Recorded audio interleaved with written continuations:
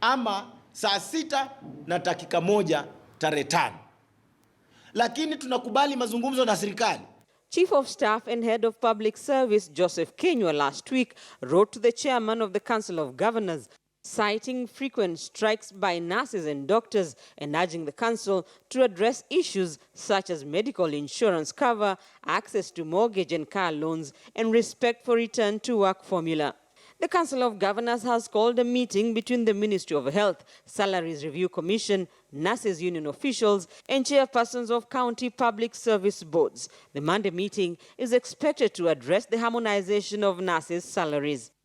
With the national government and the Council of Governors yet to find a way to appease doctors and nurses, Kenyans may be staring at a paralysis of health services in public hospitals across the country.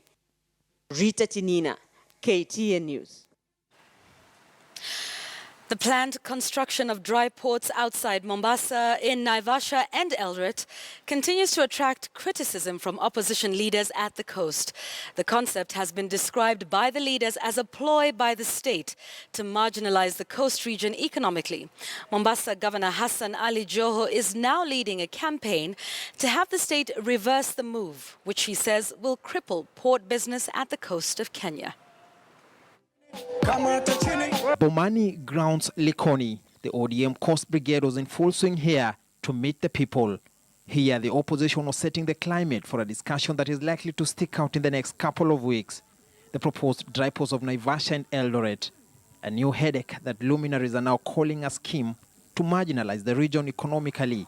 And Mombasa Governor Ali Hassan Joho is taking the subject to another level.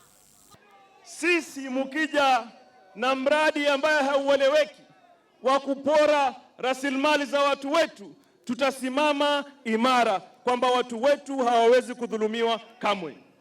Proponents of the concept say the dry ports will reduce congestion in Mombasa and also ensure port efficiency.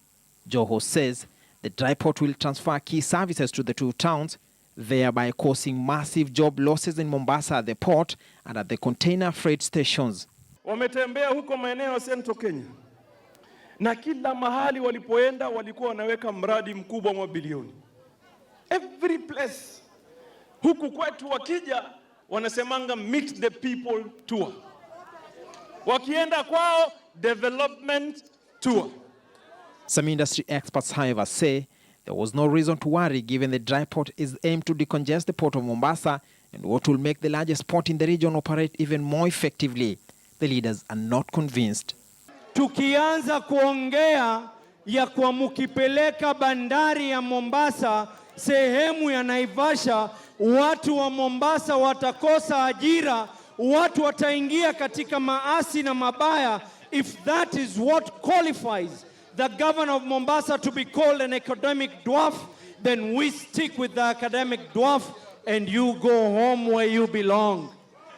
The topic marginalization will be stretched to the vexing land question at the coast of Kenya.